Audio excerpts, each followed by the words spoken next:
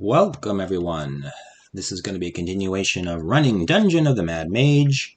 We're going to get into some of the next rooms and also going to get into exploring the two major factions that your parties are going to encounter first on level 1, the Undertakers and the Warg's Eye Xanathar Guild.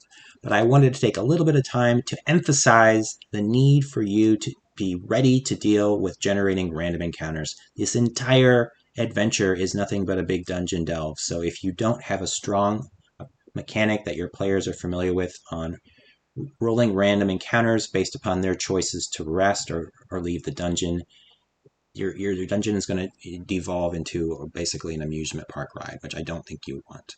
So I've got one specific tool that I wanted to show you to give you a concrete example that you can use. So let's take a look at that now, and then we're going to get into looking at the rooms. Here we are at koboldhelper.com. So this is the tool we're going to take a look at for generating random encounters. So we're going to click Setup as a DM, and then we get some new options, one of which is Random Encounter. The first thing we need to do is explain to the tool what is the power level of the party we're generating for.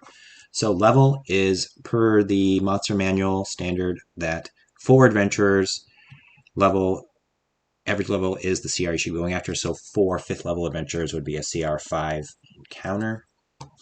It can be a little trickier, and the book does not get into explaining that. What if you have 5 adventurers in your party, 3 of which are level 3 and 2 of which are level 2? What do you do? So this tool, if you were to go into the party and actually set up your party members,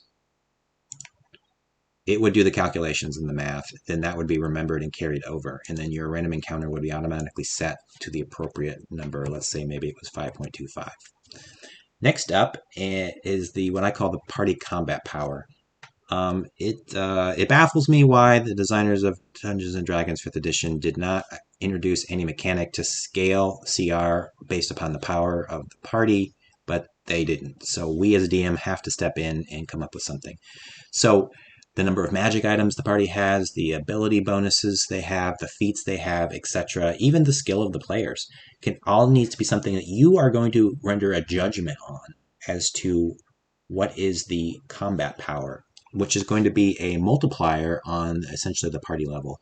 So average, I would say, would be just a handful of magic items, and not too high, some 16s, 118 per member.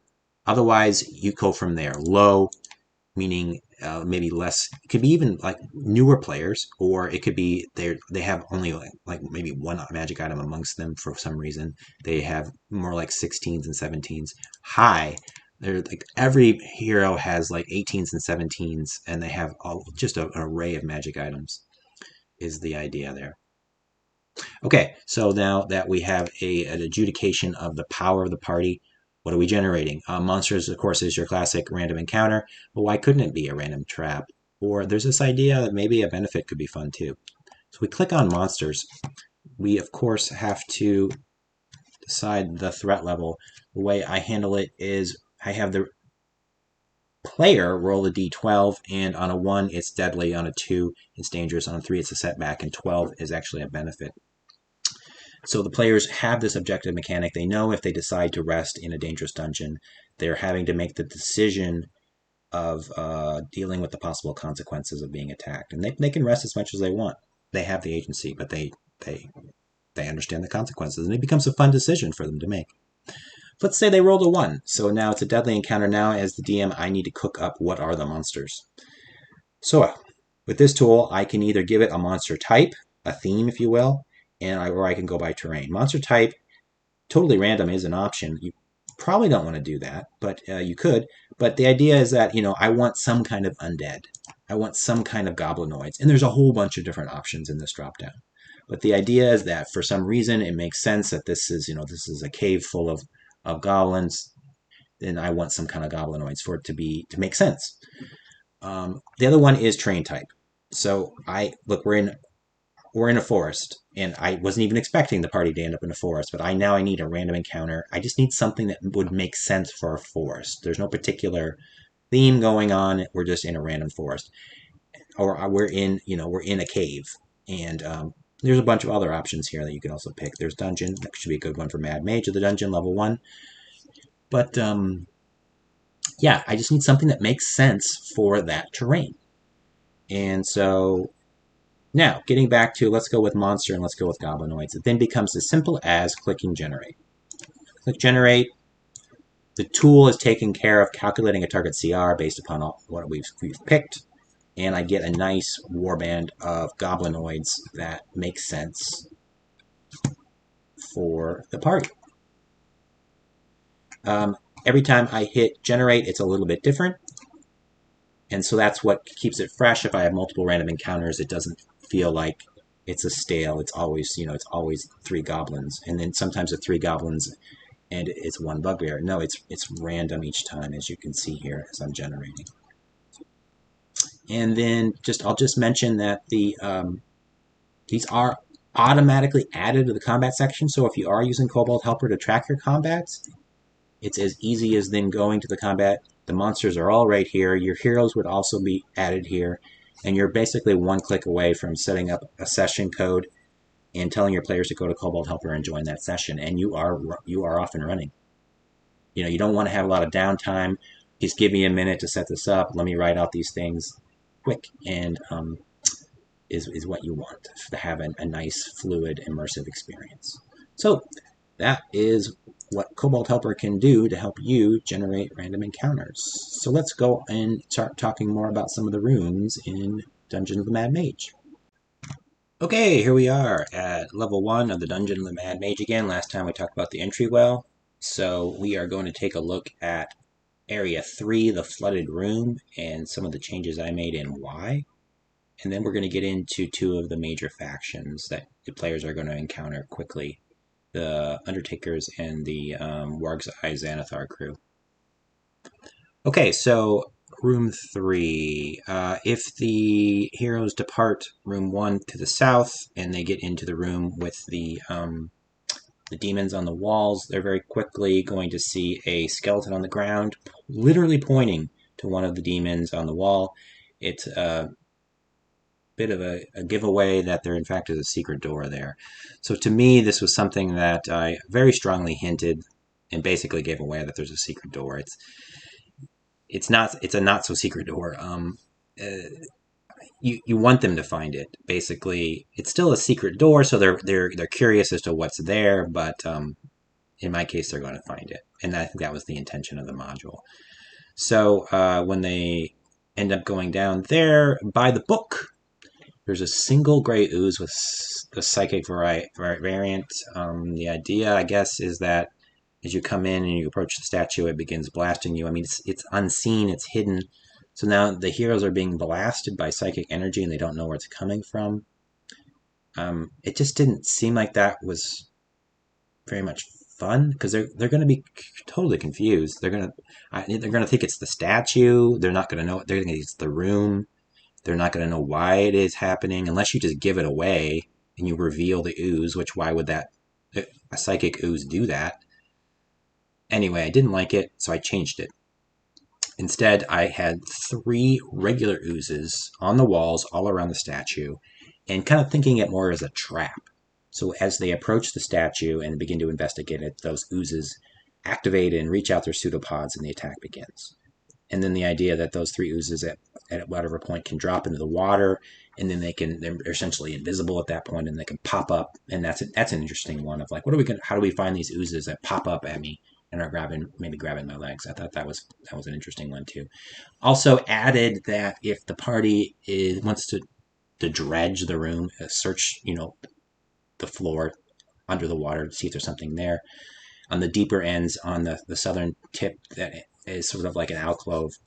I actually was going to have it be that there is the remnants of an adventurer that was attacked by the oozes prior, and that they get a little bit of gold coins for that investigation. Was the other thought I added. Now, last up is the statue itself. By the book, if you unscrew the head, it's basically empty, which just seems a little like, wow, what was the point? So instead, this was my first place I had one of my notes describing from the part 1 the idea that there's the game later on in the Elder Room, and you need the 4 words. This is the first of which. So a small chest, and then as you open it, along with there being a small scroll with the word, kind of it's the Mad Mage, and he's playing, this is his game. So I had this idea of it. It's almost like a slot machine situation. When you open the chest, it goes ding, ding, ding, ding, ding, and in this case, 10 platinum coins come flying out and fall over the floors, and you have to go gather them up. Like a strange thing, like what is going on? And the idea is that as you find more, it goes from 10 platinum to 100 gold to 1,000 silver to 10,000 copper is the last one. So on the last one, the entire room floods with copper coins, and what are you going to do with all those copper? I just just imagine like a fountain of copper coins coming out of this box.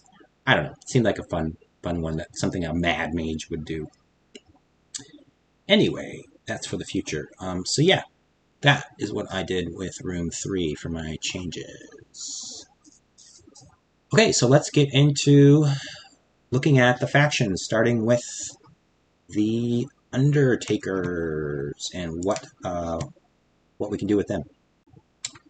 So the Undertakers are an interesting group. I think the key here is not just to worry about what are the so-called creatures and what rooms they are in, and worry more about what is the backstory and the motivation of why they're here. So I've already talked about in the first part my idea of they're here because they're hiding out from a crime lord that they double-crossed and stole from. But more so, be very clear in your mind as it's described in the text, that you might not even have read, is that the idea is that in 6A is Urktal and a handful of bandits, and in 8A is Haria, the flesh golem, and I'll call it her bandits, and that those two leaders are arguing, and they're not getting along right now. So it's really 2 different encounters, and that they're going to deal with Urktal separately, and then subsequently probably deal with Haria. You're going to want to think about, they come into room 6A, they are immediately confronted with what appear to be vampires. Are you going to automatically, I guess, give away that these are fake vampires through strong hints, or are you going to truly make it a straight roll, whether they perceive something is off? I chose to go with the automatic, in so much that they came in, I played it up, I let a few rounds go by, then having no reason to not believe they aren't vampires, and sort of have a tense moment of them probably thinking, what is the DM thinking, having vampires attack us? But one party, they actually put gold on the ground to proceed away. But what I went ahead and did is, as soon as they were walking past these vampires as though they were going to be, they paid the toll, I said, you notice on the back of one of the spawn is a bead of sweat that is wiping away the white paint for the pale skin, and is revealing regular, human colored skin, and that's sort of a big giveaway, and then players can go from there. Now, the idea is that if Urktal doesn't have the help of Haria and the Flesh Golem and half of the other bandits, they're really in no position to deal with the adventurers if they get called out. And I played it out that they just hadn't thought that through, that they decided to keep going on with their scam even without Haria. We can do it, kind of thing. And then, but when they get caught up, they basically almost completely give up because they're completely outmatched.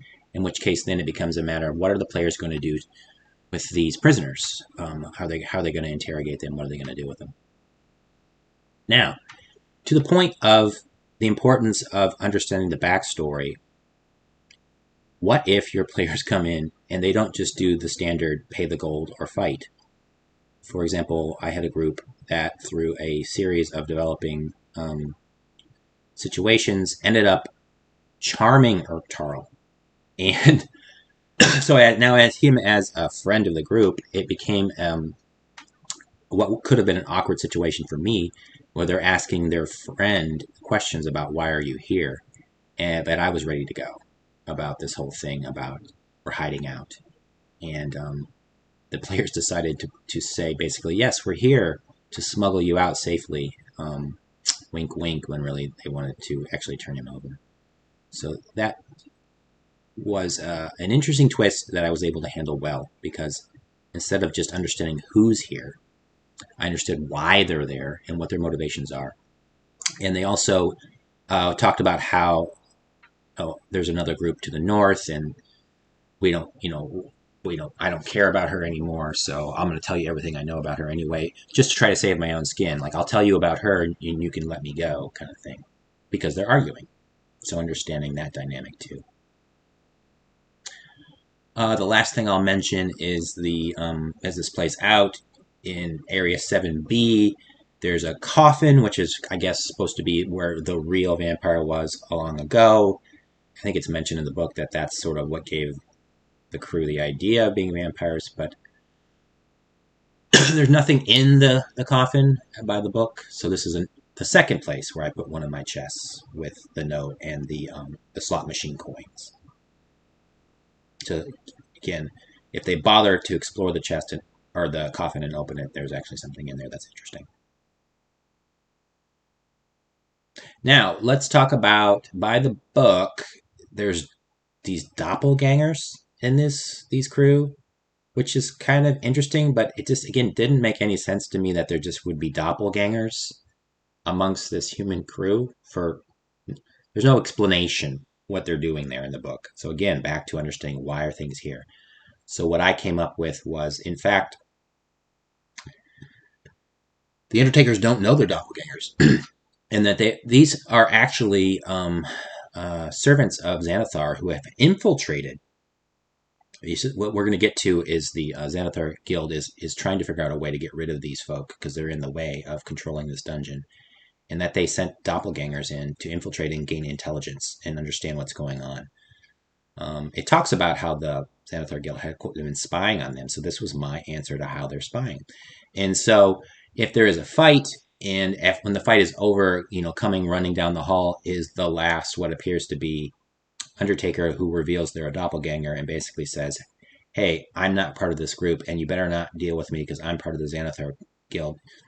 If they had already talked to the Xanathar Guild, there could be this whole, you have a deal with us, you better let me go, and then otherwise we won't honor the deal. And then the players can, again, having another situation where they have an interesting decision about what to do. Are we just going to kill this doppelganger? Are we going to let it go to gain favor with the Xanathar Guild? Etc., etc. Okay, so I think that wraps up my thoughts on... Oh, it does not. One last thing. What you need to think about is if the Urktarl and Haria are fighting, and they're kind of like off in their own corners. If your party members come into 6A and they just pay off the vampires, and they're going to head north, how are you going to handle that 8A is full of Flesh Golem and more bandits? I mean, are you just going to have them fight? Are you going to say that, well, we paid off Urktarl, so we should be able to go through? It's just something that you want to be ready for. It's totally up to you how you want to handle it, but just think it through and be ready for it. Okay, so let's move on to the next major faction, the Warg's Eye Xanathar Guild.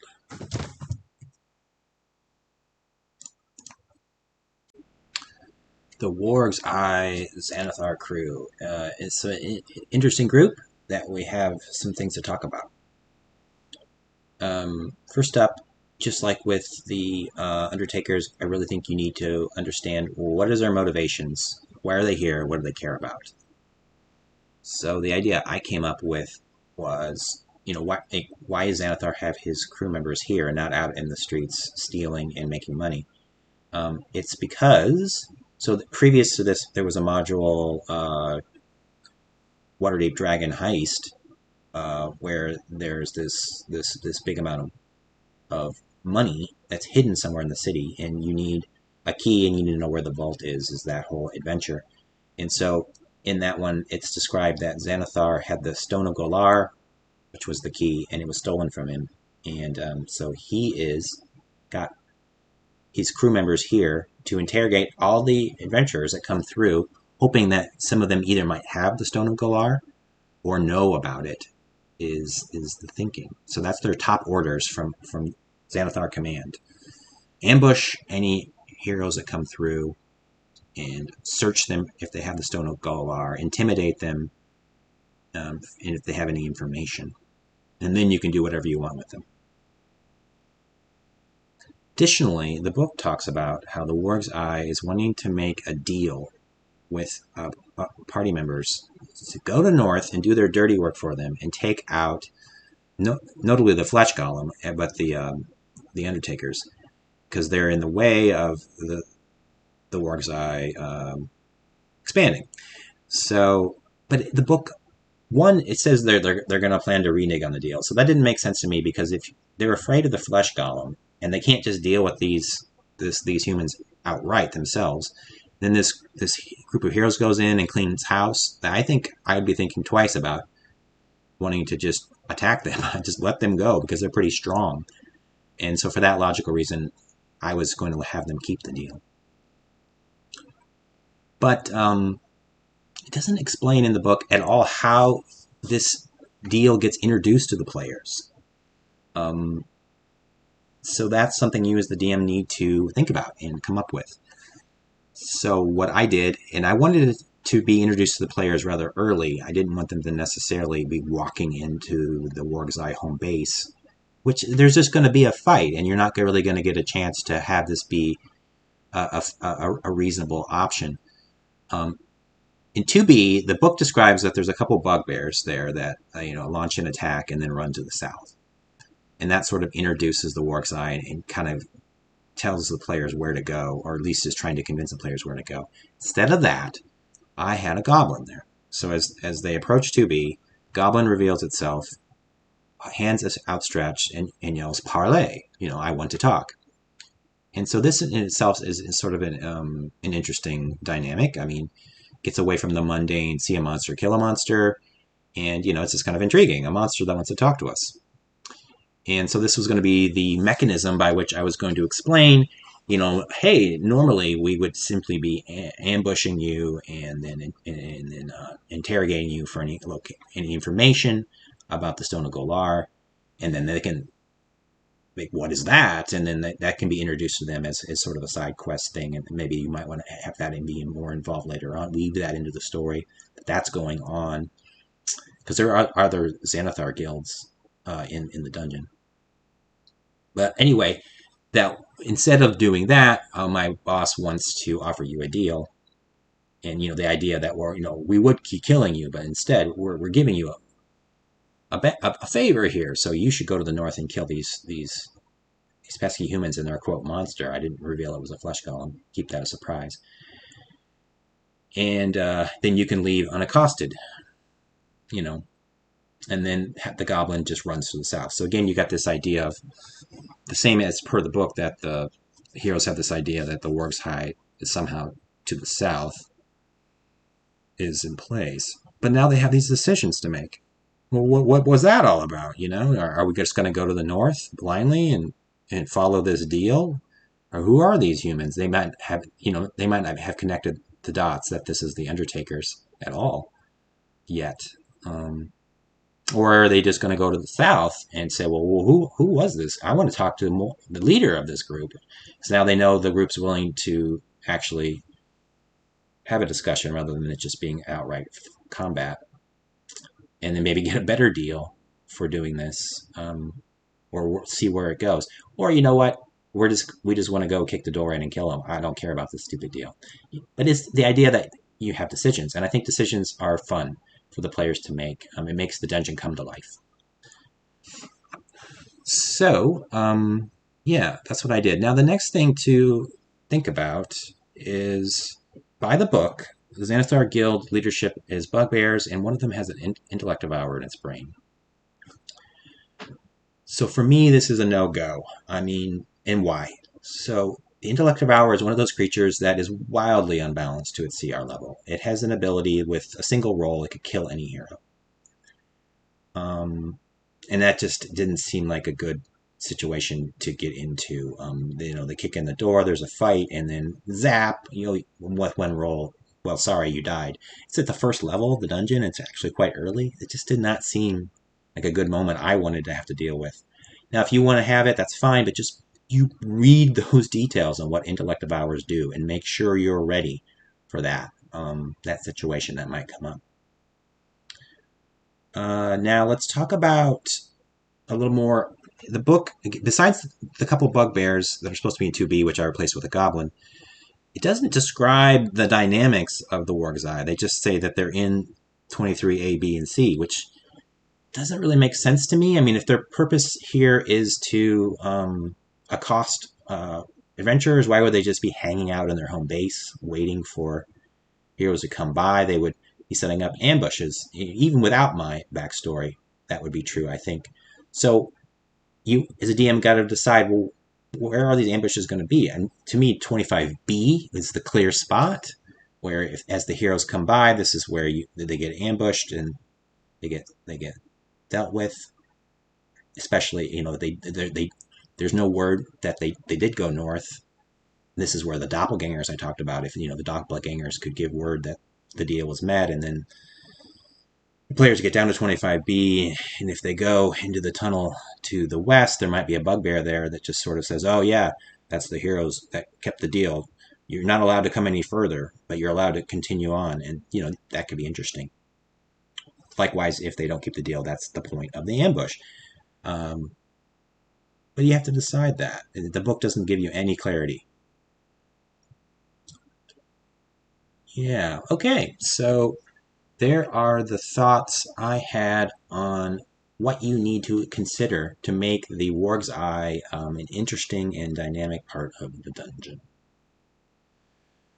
I think we're going to stop there for this session, and we're going to pick it up next time. We've got room 21, the Hall of Mirrors, is a really interesting one that we'll get into next time, and what I did with that. Okay, see ya, bye.